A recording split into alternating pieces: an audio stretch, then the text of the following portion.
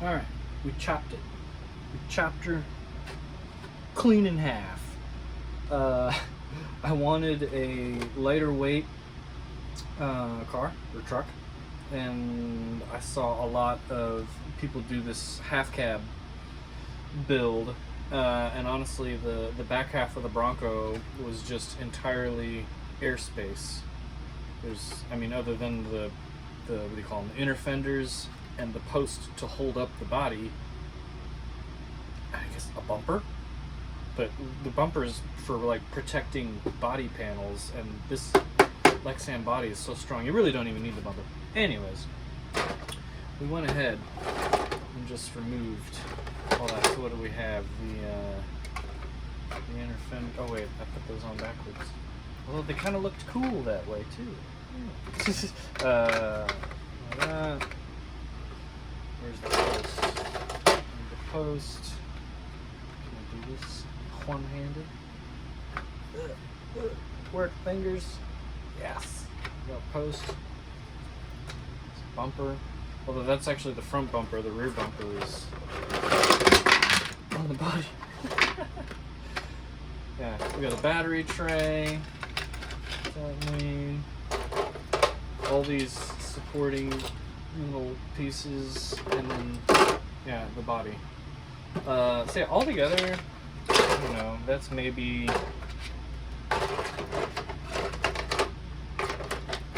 like 3/4 of a pound or so.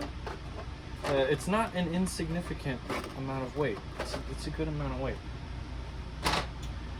And then some things I took off. So I added these thinking I needed thinking I needed steel rock sliders.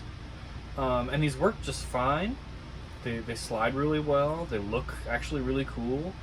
But these are so heavy. I don't know.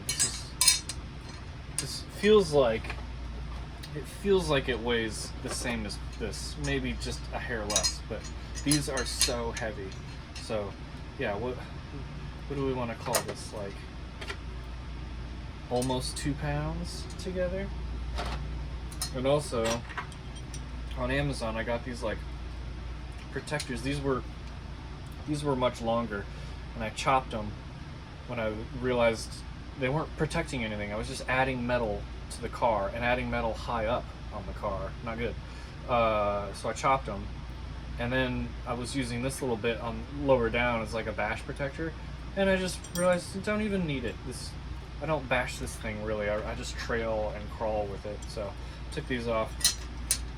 Don't need a bunch of extra weight unless it's actually functional and useful. And the things I do think are functional and useful, and this is actually not one of them. This is completely just for looking, because I didn't like the rails just poking out into existence, or into nothing. The back end there, oh, you see I also made a little Stormtrooper bobblehead. But yeah, this back end, I didn't want it longer with the plastic piece, so I took the plastic bit off. It doesn't need any extra strengthening, so I just added that. I don't know, maybe like a rollover protection piece. The bits I do think are functional that you add that are steel are going to be this, the center skid, that guy. I turned this into a front bumper. I do think a front bumper is kind of necessary because I often come up against things and I don't want to just destroy the front of this plastic. So this thing takes a good beating. And when you're just trying to climb up stuff, you scrape, and so I wanted this as closely tucked to the front as I could, and I feel like I got pretty close there. The brass diff covers, front and rear.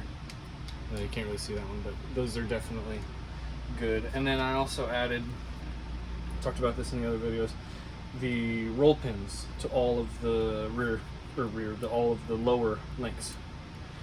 I do think that those are helpful in adding lower weight. And of course, we swapped from our Canyon Trail 1.9s. We've got Enduro Kraken Claws, Enduro 1.9 6-spoke bead locks, blue Injora inserts, which I've cut some of the ribs on the inside to make them just a hair softer. And that wheel and tire combo is significantly heavier than this Canyon Trail 1.9. So that's really, other than the brass on the diff covers, I guess this is the lowest down weight we've added. Here, let's take the body off. Let's see how she's off. Oh yeah, and maybe I've shown this before, but there is a magnetic strip on the inside there to add this little light when you want it. But yeah, the only modification I did to the body was chopping her basically at the door line, following the camper shell roof line bit. And then I took two pieces from the rear body and put them on here to where this little hole sticks out on each side. And then we've just got zip ties holding it together. And that keeps the body from flexing out too far and just keeps it in line with the stock skid plates. Oh yeah, I just went back to the stock factory skid plates in place of these insanely heavy ones. And yeah, they really did look cool. But they must be 3 or 4 times the weight of the plastic ones, or maybe more. I don't know. These are heavy. These ones ride high and they slide and glide just fine, and you don't have a bunch of extra weight. We mount our battery. This is just a 2S, but a 3S also fits in here. We mount our battery on the front post and just zip tie, or not zip tie, Velcro strap. And then yeah, that just goes. And you add your pins. 1, 2. You're done. You can see the inside from the back. It doesn't really bother me. I like watching all of the rear articulate, especially in the videos.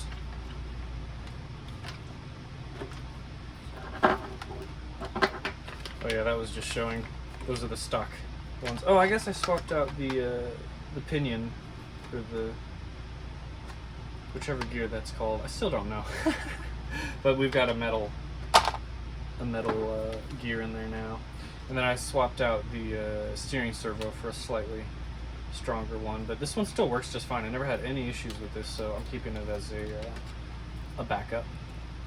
The one I did get is adjustable. I'm still just running it on 6 volts, but I plan to run it maybe on like 7, or I guess you could run it all the way up to 8.4, but I don't want to burn it out. So yeah, that's the half cab Bronco. I'll throw in some vidges of it at the end of this so you can see it in action.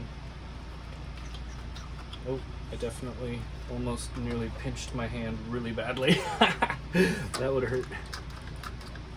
Yeah, you can see it does just rub a hair under full lock and compression. We've trimmed a bit out of here, but it's still, I don't want to trim this off because I like the way it looks. So we're just going to deal with just a little bit of rubbing on maximum turn, full compression, which is kind of a rare. I guess it's not that rare. Yeah, you'd have to be fully in it. The side hill on this is definitely improved, and I think the angle, just honestly, it's over a blanket statement, but I feel like all the approach angles are just better. You can, without smacking the body, you can get right up next to like a big rock. Let's just assume that things. Oh, you can't see this back here, I don't think. Yeah, you can get up next to things where the body used to get caught. Just clearance wise, you can do so much stuff. It'll stand right up on its back end. Still fall forward. Same with front side, you can stand it right up on that metal bumper. Remember, his batteries in there and everything. Wants to fall back. You can actually lean it kind of forward. Whoop. And it still falls backward. There is a limit though. Oh, we've balanced it. It has balance. Not touching it. But yeah, or I'll poke it. Oh, there it went. So it's really, ooh, I knocked all the wheels over. It's really got good, without all that extra weight in the back, way up high too. It's got good side hill. It's got good balance when I'm gonna hit those tires. Yeah. See, I'll throw in some videos.